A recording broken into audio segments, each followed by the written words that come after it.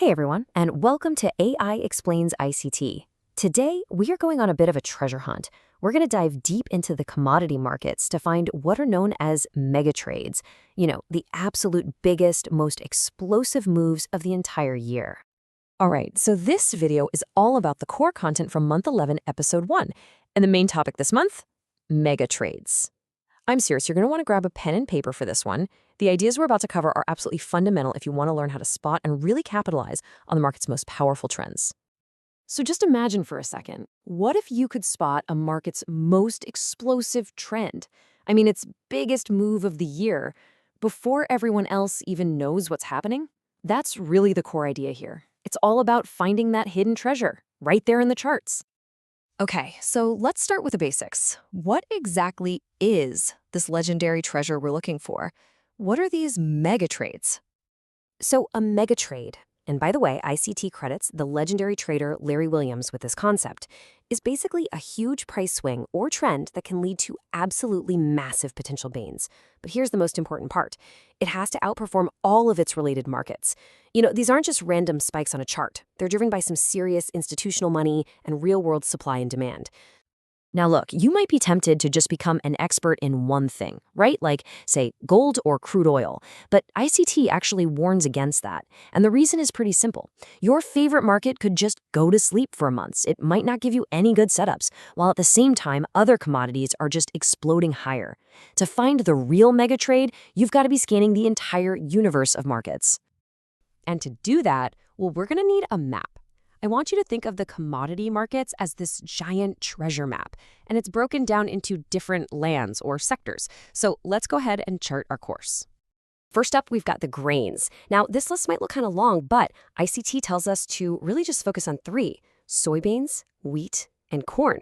And why is that? Well, the others, like oats or rice, they're what we call thin markets. That just means there isn't a lot of trading volume, and that can lead to some really wild price swings and make them way riskier to trade. All right, continuing on our map through the agricultural lands, we've got livestock, so that's your cattle and hogs. Then you've got the softs, think about your morning coffee or sugar. And finally, fibers, which is pretty much just cotton. The big takeaway here is that all of these are super sensitive to real-world stuff. Things like weather patterns and those seasonal crop reports can have a huge impact. Okay, moving on to the hard commodities, the metals. We can split this sector into two main groups.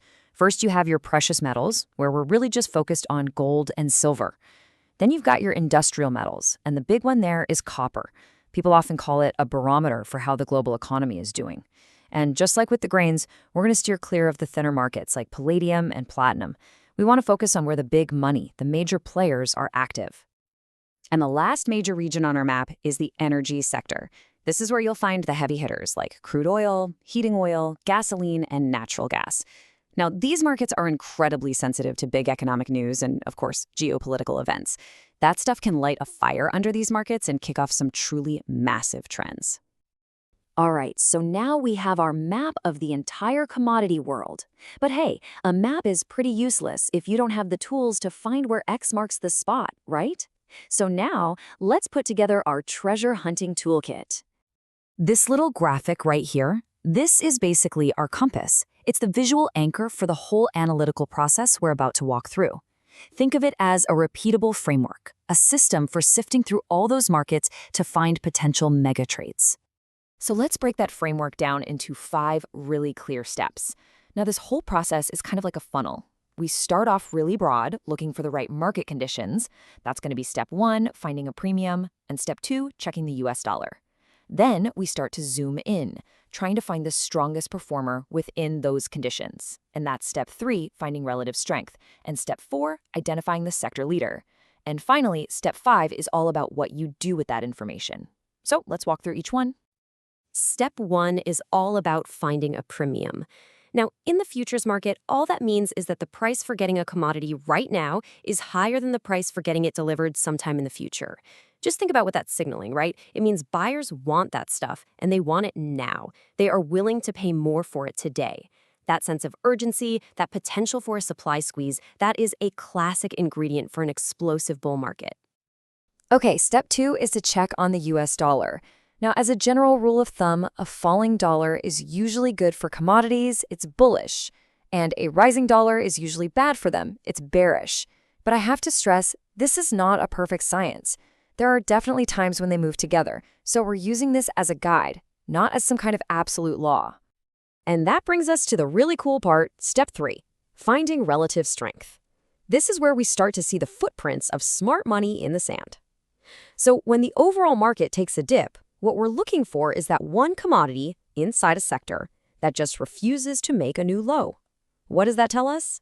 It suggests that the big players, the large institutions, are quietly buying it up and absorbing all that selling pressure.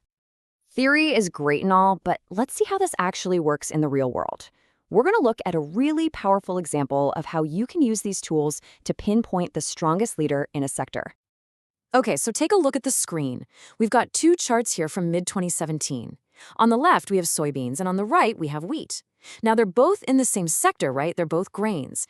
I want you to take a really close look at the lows on both charts. Can you see how wheat was just refusing to fall any further? It was even starting to make higher lows, while soybeans was still dropping. So what does that tell you? And this illustrates the point perfectly. When we actually overlay the two charts, the difference is just crystal clear. You can't miss it. Wheat was showing massive relative strength.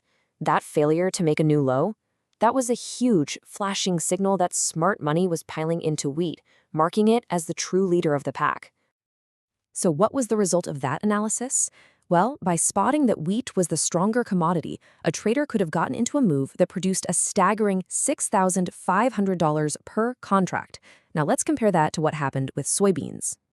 Soybeans rallied too, don't get me wrong, a rising tide lifts all boats after all, but its move was only $4,800 per contract. Still a fantastic trade for sure, but it clearly wasn't the mega trade.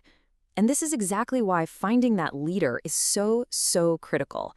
It just maximizes your potential. So there you have it. You have the map and you have the tools. Now it's your turn to begin your own treasure hunt. ICT says he looks at every new calendar year as a brand new treasure hunt. And that mindset, it's absolutely crucial. Because if you look at this kind of analysis as a chore, you're just going to burn out. But if you can see it as a game, as a quest to find out what the smart money is hiding, well, then it becomes this exciting adventure that will keep you motivated year after year. So, with that in mind, here's your homework, your first quest. I want you to go back to your charts for the year 2016. Look through all the commodity sectors we talked about today. Try to find the biggest movers and see if you can spot those signs of accumulation or distribution using that relative strength idea we just covered. Go see if you can find the treasure for yourself. Because from this moment on, for you, the hunt is officially on. I really hope this video helps you on your trading journey. If you found it valuable, do me a favor and hit that like button, and of course, subscribe to the channel. If you have any questions at all, just drop them in the comments below and a real person will get back to you. Until next time, everyone, safe trading.